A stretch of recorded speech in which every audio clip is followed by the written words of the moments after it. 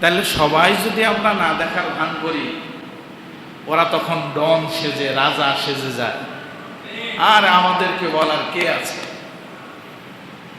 আপনি ধমক দিবেন, ধমক দেওয়ার পর ওর উপরটাকে জানাবেন, এরপর ওর উপরেরটাকে জানাবেন, একদিন আপনার উপর পেটের মধ্যে ছুরি মারবে, কারণ আপনি ওকে বাধা দিয়েছেন। এমন ঘটনা মনে হয় এলাকায় ঘটে না? এই যে সমস্যাগুলো কে জানে না? প্রশাসন মনে হয় জানে না, প্রশাসন তো আরো বেশি জানে। কে ডিলার আর কে আমদানিকারক, কে খায় আর কে বিক্রি করে, কে পাইকারি দেয় আর কে খুচরা দেয়, এগুলো আমরা হয়তো পুরাপুরি জানি না, কিন্তু প্রশাসন পুরাটাই জানে, কিন্তু ব্যবস্থা নেয় না কেন? কারণ এর একটা ভাগের অংশ তাদের পকেটেও যা।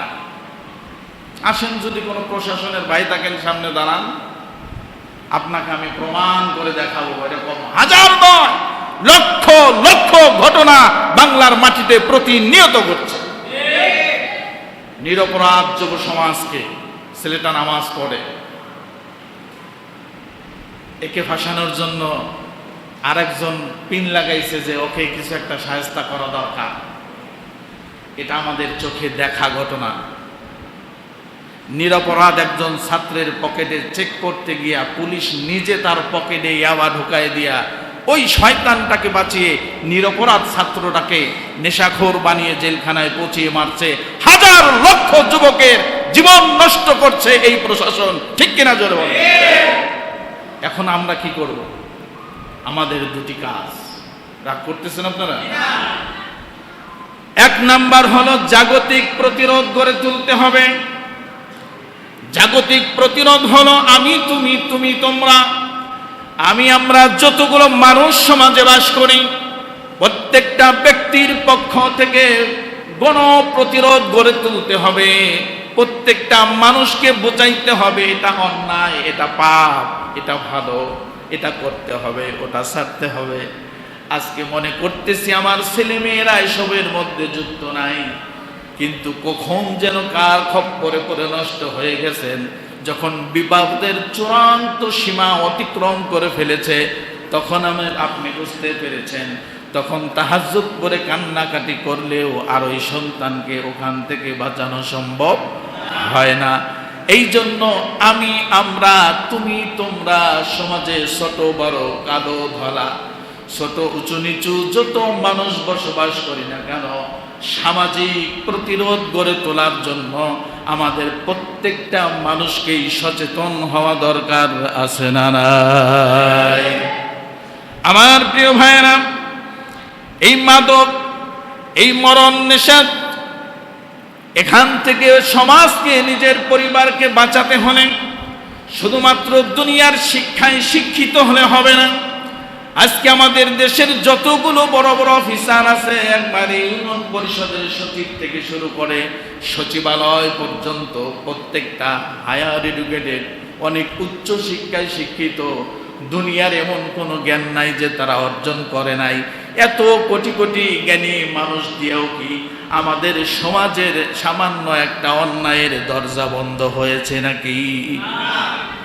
এই জন্য দুনিয়ার শিক্ষা দিয়া যখন হবে না, ও মুসলমান, আমাকে আপনাকে আল্লাহ পাকের যেই বিধান আছে, পরলৌকিক যেই শিক্ষা আছে, আসমানি যেই ওহীর শিক্ষা আছে, এই শিক্ষাটা যদি আমরা প্রত্যেকের হৃদয়ে ধারণ করতে পারি, তবেই তো সমাজ থেকে অন্যায় বিতাড়িত হবে।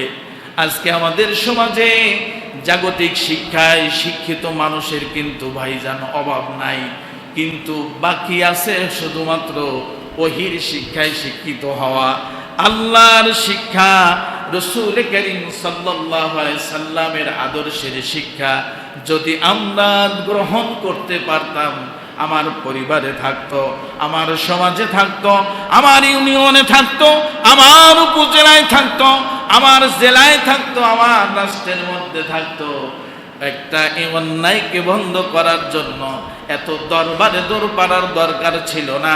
আল্লাহর আইন আছে যেখানে অন্যায় থাকতে পারে না সেখানে। আমি কি আপনাদেরকে এতটুকু আলোচনা করে কোন একটা কিছু দিতে পেরেছি? কথা কয় না। তাহলে দুনিয়ায় শিক্ষায় শিক্ষিত হয়ে এগুলো বন্ধ করা সম্ভব? দুনিয়ার মানুষের তৈরি করা আইন দিয়া এগুলো বন্ধ করা সম্ভব? নাটা জোরে বলেন না কেন? সম্ভব?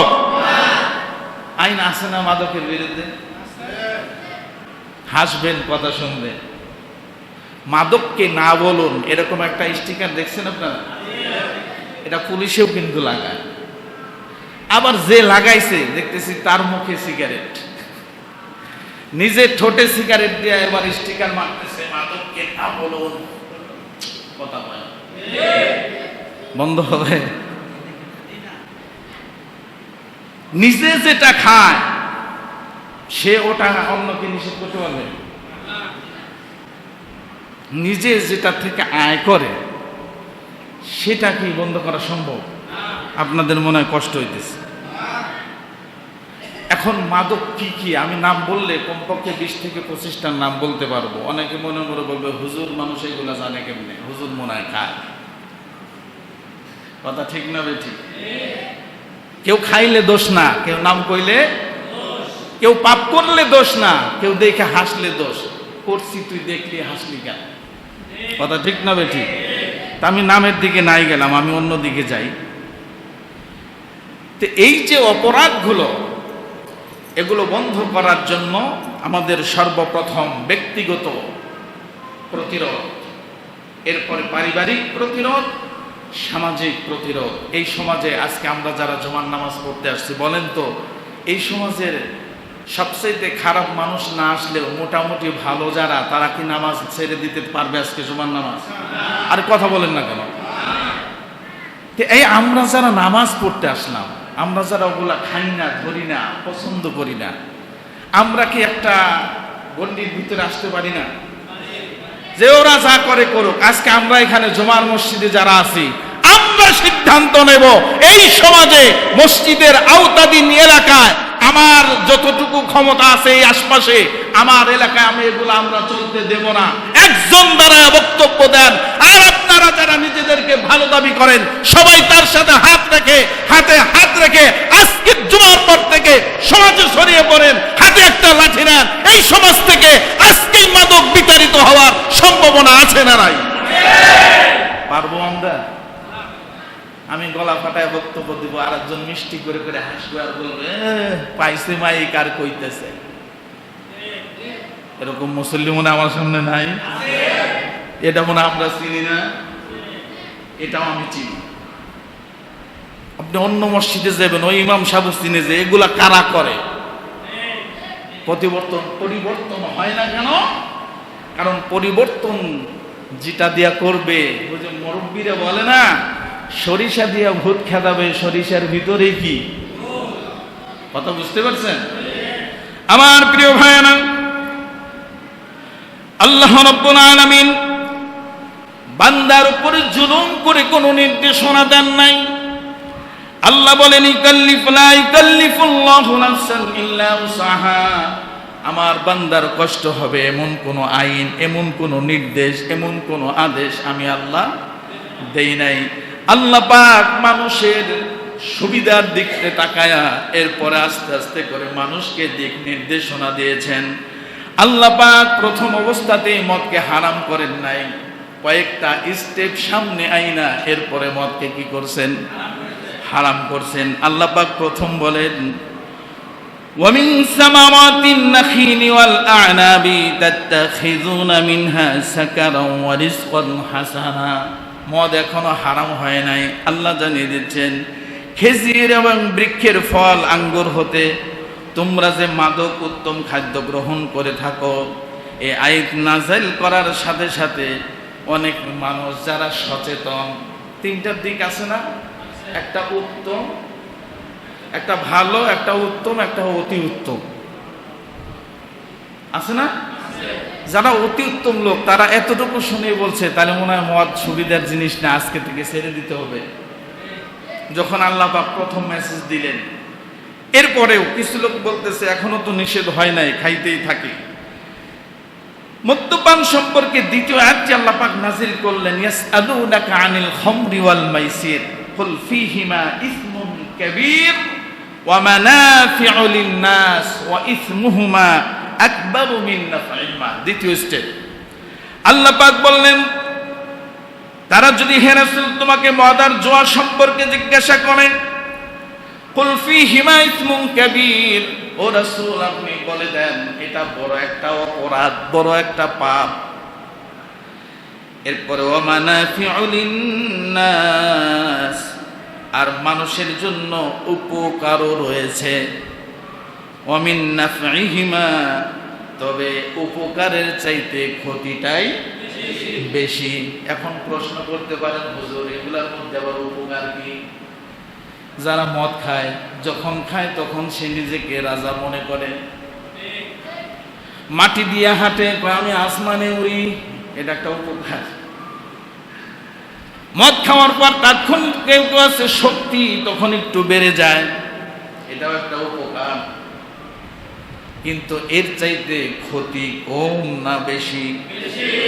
ওয়া ইসমুহুমা আকবারু মিন নাফঈহিমা, আল্লাহ বলেন উপকারের চাইতে ক্ষতিটা আরো জঘন্য, মারাত্মক। এই দ্বিতীয় আয়াত নাজিল যখন হলো, মক্কার জমিনে যেই সকল মানুষেরা মদ পান করত কিন্তু ইসলাম গ্রহণ করেছে, এতটুক মেসেজ পাওয়ার সাথে সাথে বলল ওয়া ইসমুহুমা আকবারু মিন নাফঈহিমা, এটা অনেক বড় পাপ। যেহেতু যদিও খাওয়া একবারে নিষেধ হয় নাই, পাপ যদি হয় তাহলে আজকে থেকে আমরা আর খাবো না। এই ঘোষণা যখন হলো, অনেক মানুষ মদ ছেড়ে দিল। অনেক মানুষ এখনো চিন্তা করলো, এখনো তো পুরাপুরি ভাবে নিষেধাজ্ঞা আসে না। এখানে অনেক কথা আছে, আমি শর্ট করছি। আল্লাহ তাআলা ইরশাদ করেন পরবর্তীতে, ইয়া আইয়ুহাল্লাযীনা আমানু লা তাকরাবুস সালাতা ওয়া আনতুম সুকারা। দ্বিতীয়বার আল্লাহ আবার বললেন, হে ঈমানদারেরা, লা তাকরাবুস সালাত, নামাজের ধারে কাছে যেও না নেশাগ্রস্ত অবস্থায়। নেশাগ্রস্ত অবস্থায় কোথায় যেও না? নামাজের অবস্থায় যেও না। এই কথা শোনার পর আরো অনেক লোক মদ ছেড়ে দিল। যে কাজ নামাজের আগে করা যায় না বা নামাজ পড়ে করা যায় না, নামাজের সাথে এর কোনো সম্পর্ক নাই, সচেতন মানুষ যারা তোরে বললো এটা তাহলে আমাদের জীবনের সাথে কোনো সম্পর্ক।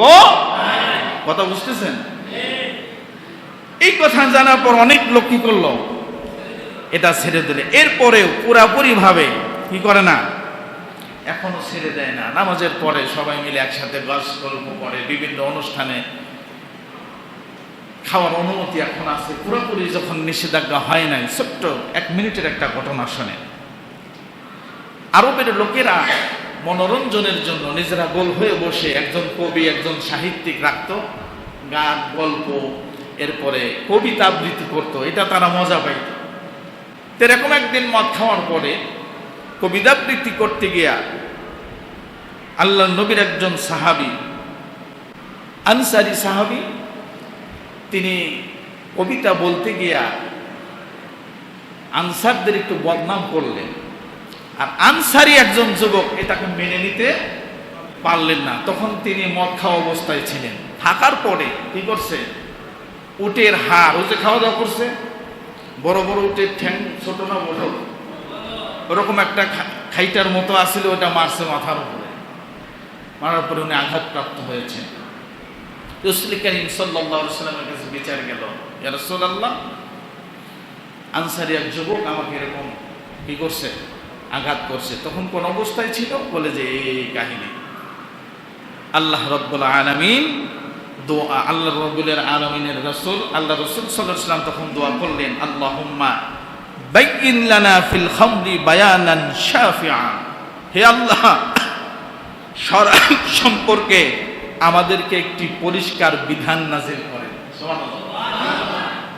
একটু আগে বলছে কি যে নেশাগ্রস্ত অবস্থায় নামাজের ধারে কাছে যায় না। এরা নামাজ পড়ে আবার খাইছে, খাওয়ার পরে ঝগড়াও করছে, মারামারি হয়েছে, আল্লাহ রাসূলের কাছে বিচার গেছে। আল্লাহ রাসূল কি বলছে আল্লাহর কাছে? আল্লাহুম্মা বাইয়িন লানা ফি খামরি বায়ানান শাফিয়ান, হে আল্লাহ এই মদের বিরুদ্ধে আমাকে উপযুক্ত একটা বিধান নাজিল করে দেন, যেটা দিয়ে আমি এটাকে প্রতিহত করতে পারি। সুবহানাল্লাহ বলেন।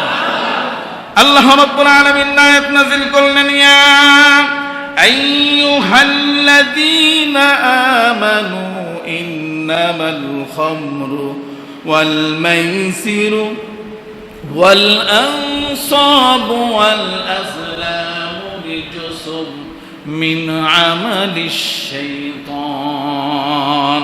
হে ঈমানদারগণ, নিশ্চিত জেনে রাখো মদ, জুয়া, মূর্তি এবং তীর নিক্ষেপ এসব কিছুগুলো, এই কাজগুলো হলো শয়তানের কাজ। এক নাম্বার আছে মদ, এক নাম্বার কি? ইয়া আইয়ুহাল্লাযীনা আমানু ইন্নামাল খামরু, এক নাম্বার হলো মদ, ওয়াল মাইসির, দুই নাম্বার হলো জুয়া। এখন এমন পরিস্থিতি বাংলার জমিনে, মদও যেমন বাড়ছে, জুয়া তেমন কমছে। জোরে কম। আগে ছিল অফলাইনে, আড়ালে, আবডালে, গাছের তলে, মাসাইলের উপরে, ভাঙ্গা ঘরে। আর এখন স্মার্টফোন হাতে আছে, এখন আর কোথাও যাইতে হয় না, নিজে বসার একটু জায়গা পাইলেই এখন রকেট উড়ানো। কথা কয় না, মনে করতেছে হুজুর এত কিছু জানে, এই সন্দেহ করতেছে। আলেম সমাজ তো সমাজের বিবেক, সমাজের দর্পণ। দোষ ধরলে কয় হুজুর খালি আমাদের দোষের কথা কয়, আসলে যে আমাদের ভুল ধরাই দিচ্ছে, ধন্যবাদ না দিয়া উল্টা ইমাম সাহেবের উপরে জুলুম হয়। এগুলো আছে না নাই? অনলাইন জুয়া দিয়া দেখেন, মার্কেটের নাম বলবো না, ইউনিক স্ট্যান্ডে একটা মার্কেটে সিকিউরিটি চাকরি করে, ও অনলাইন জুয়ার সাথে যুক্ত। এটা আমি দেখছি, এবং এটা কান্নাকাটি যখন মারামারি পর্যায়ে, তখন আমি সেখানে ছিলাম। বেতন পাইছে 12,000 টাকা, একসাথে ধরছে পুরা রাত রকেট উড়ানোর জন্য। ফুট কইরা উড়াল দেয়া সব চলে গেছে। বাসায় যাওয়ার পর বাড়ি ভাড়া দিতে হবে তো, কথা বলেন না কেন? ঘরে যদি স্ত্রী থাকে বলবে না বাজার নিয়ে আসছো, বেতন পাইছো, বাজার কই? থাকো আবার কাঁচা বাজারের পাশে, খালি হাতে আসছো কেন, বেতন পায় বাজার কোথায়? তখন তো বাংলা, অঙ্ক, ইংরেজি যা জানে সব মুখ দিয়ে ছাড়ছে। এরপরেও জিত মেটে নাই, হাতের সামনে পাইছে ঝাড়ু, মারছে বাড়ি, ঢুকে গেছে একদম কপাল বরাবর কতগুলা ঝাড়ুর খোঁচা মাইরা, দৌড় করে আবার সেই মার্কেটের পাশে হসপিটালে নিয়ে আইছে। এখন বিপদ কমছে না বাড়ছে? কিসের কারণে বাড়ছে?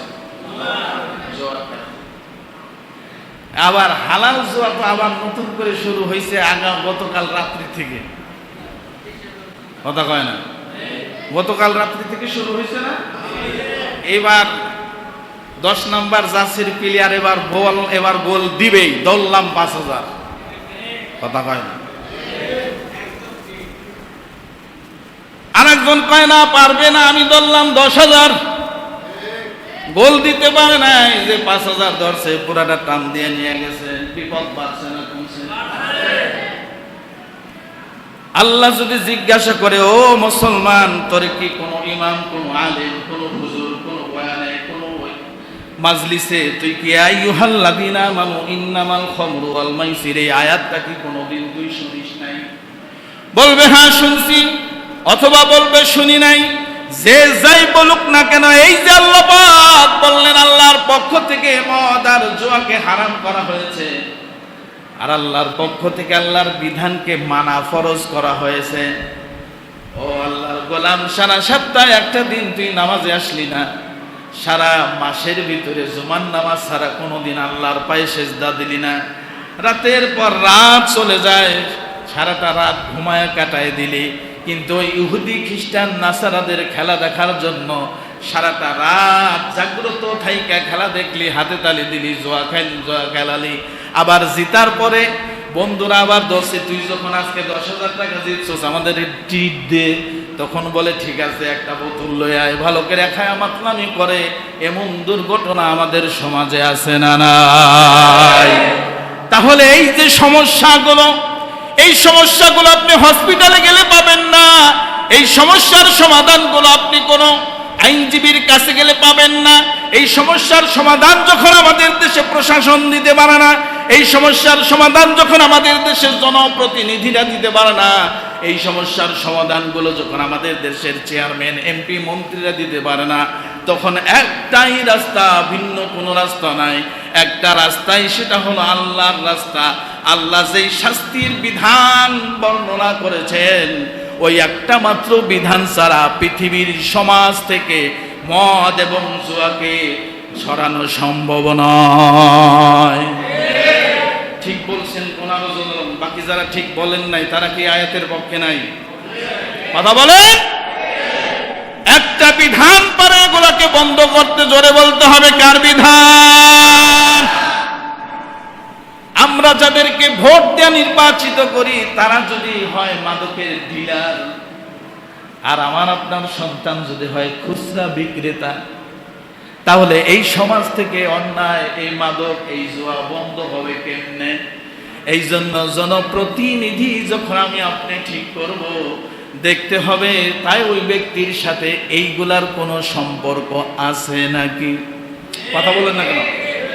ভোট দেওয়ার আগেই চিন্তা করে ও পাস করলে পারে মাগনায় পাওয়া যাবে 10টা বড়ি, পার্টিতে পাওয়া যাবে বিদেশে একটা 1 গিলাস।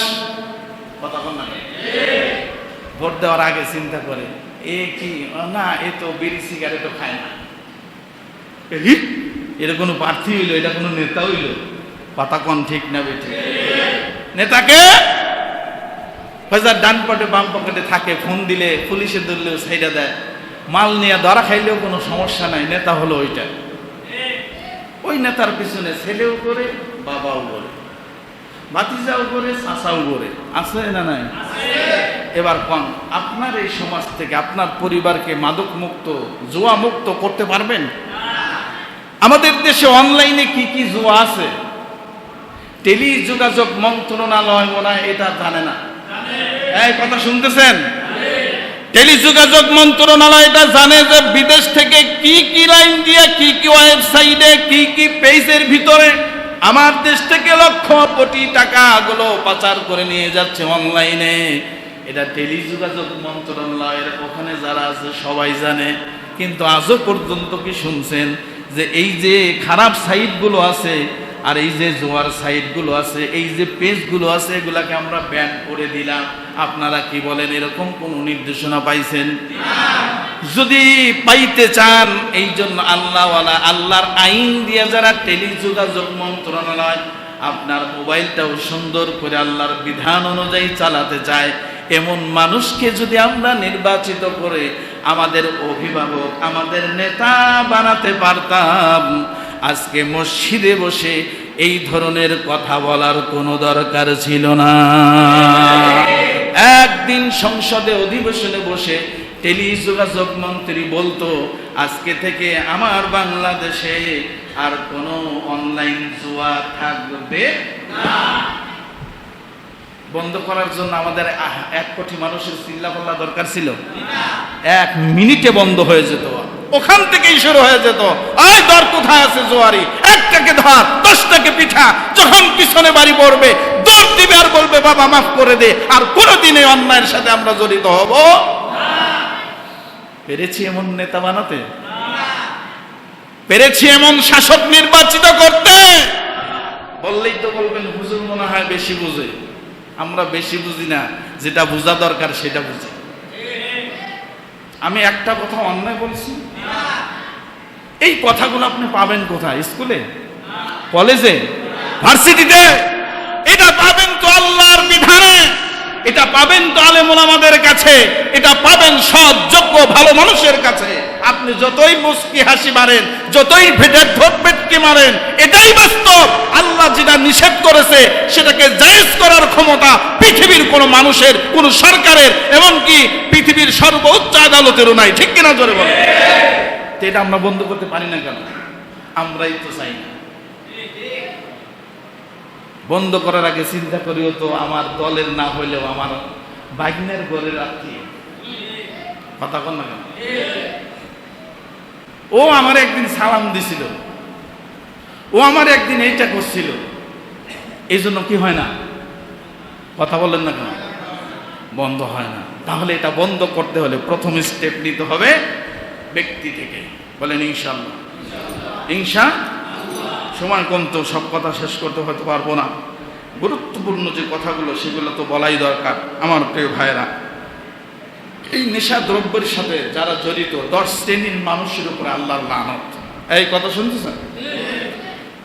এগুলা করতে গেলে কিন্তু একজন ব্যক্তিতে হয় না, হয় এমনও নিউজ আমাদের মোবাইলে সার্চ দিলে এখন আসবে, মন্ত্রণালয়ের গাড়ির স্টিকারে মন্ত্রণালয়ের সিলমারা স্টিকার, ওই গাড়ি চেক করে মদ পাওয়া গেছে, ভিনস্টিল পাওয়া গেছে, বিদেশি ইয়াবা পাওয়া গেছে। আপনি কারে দিয়ে বোধ ছাড়াইবেন? আপনি কারে দিয়ে এগুলা করবেন? বিদেশ থেকে কি হাওয়ার উপরে উড়ে আসে? আল্লাহ এই জাতিকে হেদায়েত দান করুন, আল্লাহদেরকে ভালো করে দিক। বলেন আমিন। আমাদের এই সমাজকে মাদক মুক্ত করে দিন। বলেন আমিন। এই সমাজকে মাদক মুক্ত হোক আমরা চাই। তাহলে সামনে স্থানীয় নির্বাচনে আমরা সেই পদক্ষেপটা ভালো করে নেব। বলেন ইনশাআল্লাহ। ইনশাআল্লাহ জোরে বলেন। একজন মেম্বার থেকে চকিদার থেকে শুরু করে সর্বোচ্চ পর্যন্ত বেছে বেছে ভালো মানুষগুলোকে আমরা সেখানে বসিয়ে দেব ইনশাআল্লাহ। যদি না পারি আমার এই অযথ হবে না, আল্লাহর কোরআন দেওয়া আপনাদের কোনো উপকার আসবে না। কারণ এক চোর যাবে আর এক ডাকাত আসবে, একজন চাল চাবাবে আর একজন ধান সহ গিলে ফেলবে। ভাগ্য পরিবর্তন হবে না যদি আমি আপনি নিজে পরিবর্তন। এবার খেয়াল করেন, হযরত আনাস রাদিয়াল্লাহু তাআলা আনহু আল্লাহর নবীর জলিলুল কদর সাহাবী, তিনি বর্ণনা করেন রাসূল করিম সাল্লাল্লাহু আলাইহি সাল্লাম বলেছেন, মদের সাথে নেশা দ্রব্যের সাথে সম্পর্ক রাখে এমন 10 শ্রেণীর লোকদের উপরে আল্লাহ পাকের লানত। নবীজি বলেন ওই লোকগুলোর মধ্যে 1 নাম্বার, যে তারা নির্যাস বের করে। কি করে? বাংলা মদ। আমি শুনছি, কোনোদিন দেখি নাই। বাংলা মদ নাকি পান্থা ধরতে বানায়। কথা কান্দা কেন? ভাত পচায়া এরপর বাংলা বানায় খায়া করে বমি করে, নাক মুখ দিয়ে সমানে বের করে। দেখছি নেশা করবো, কিন্তু বানাইতে দেখি নাই। তাহলে নির্যাস যেমন উন্নত মানের দানাকে আঙ্গুর থেকে তৈরি হয়। মোট কথা যেখান থেকে এটা তৈরি হয় ওর মূল নির্যাস যে সৃষ্টি করে, তৈরি করে। যেমন মধু কি বলে, মিষ্টি বিক্রেতারা অনেক দুধটাকে জাল দিয়া করে কি বের করে? ছানা তৈরি করে। মাশাআল্লাহ। কি করে? এটা হচ্ছে মিষ্টির সার নির্যাস, কি ছানা। কত মনে বুঝতেছেন আপনারা? তো মদ তৈরি করার সার নির্যাস যেই ব্যক্তি বের করে, ওই ব্যক্তির উপর লানত কার? 2 নম্বর প্রস্তুতকারী, যিনি এটাকে বানায়। একজন নির্যাস তৈরি করে দেয়, আর একজন প্রসেসিং করে, ওইটার একটু এটার একটু এটার একটু দিয়ে দিয়ে কি করে বানায়। যেমন আমাদের পোলা মানরা খায়, জাকি খায়, একটা ফান্টা কিনে, 2টা স্পিরিট, 2টা ঘুমের ট্যাবলেট, 2টা কি স্যালাইন যেন এটাকে বিভিন্ন কিছু মিশায় 1 বোতলে দিয়ে 2টা ঝাঁকা মারে খায়, পায় খুব মজা, জাকি খাইলাম। এই যে তৈরি করে আর কি, যে উৎপাদক, এর উপরে লানত কার? জোরে বলেন কার? 3 নাম্বার হলো পানকারী। এই যে বানান শেষ, একজন নির্যাস দিল, আরেকজন প্রস্তুত করলো, আরেকজন গিলল। এই 3 নাম্বার হলো যিনি পান করবে, আর উপরে আল্লাহ লানত। 4 নাম্বার যে পান করায় কিছু মানুষ আছে না নাই? যে দোস্ত আসিস, সিঙ্গাপুর থেকে আইছি, কিছু নতুন মাল লয়ে আইছি, বাসায় ছাদের উপরে আসিস, হয় না? যে পান করায়, যে দাওয়াত দেয়, আবার আগেই বাজি তৈরি রাখছে, এবার যদি আর্জেন্টিনা আজকে যদি 2টা গোল দেয় তবে আমি এইটা খাওয়াবো, আছে না? ওদিকেও গেলাম না, ভালো জায়গায় থাকি। 5 নাম্বার আমদানিকারক। আমদানিকারক আছে না? ডিলার। 6 নাম্বার যার জন্য আমদানি করা হয়, যিনি এটার ক্রেতা। 7 নাম্বার বিক্রেতা। 8 নাম্বার ক্রেতা। 9 নাম্বার সরবরাহকারী। একজন আছে লাগে, এখান থেকে ওখানে পর্যন্ত পৌঁছায় দেয়। আর এটার জন্য কিছু লেবাসধারী লোক লাগে, হাবা গোবা বোধাই, অথবা পাঞ্জাবি টুপি পরা, অথবা বোরকা পরা মহিলা। আবার বললেন না যে হুজুর আপনি এগুলাকে অবজ্ঞা করলেন। আমি অবজ্ঞা করি নাই, এটাকে ওরা টোপ হিসেবে ব্যবহার করে। কথা ঠিক না বেঠি? এরপরে 10 নম্বর হলো লভ্যাংশ ভোগকারী। এই যে কিছু মানুষ আছে দেখবেন, এগুলা সব কিছু হচ্ছে, এর দ্বারে কাছে নাই, মাস শেষে শুধু এইটা নেয়। কথা বলেন না কেন? অফিসার তার চেয়ারে বসে না, এলাকার মেম্বার চেয়ারম্যান তার অফিসে বসে থাকে, ভাগ বটোয়ারা ঠিকই চলে যায়। ওনার লিস্ট থাকে যে এই এলাকায় কেরা ডিলার আর কেরা খুচরা বিক্রেতা, আমবাগান কয়জন আছে, কাজীবাড়ি কয়জন আছে, স্কুলের মোড়ে কয়জন আছে, সব লিস্ট তার কাছে আছে। মাস শেষে শুধু লিস্টের দিকে এরকম তাকায় থাকে।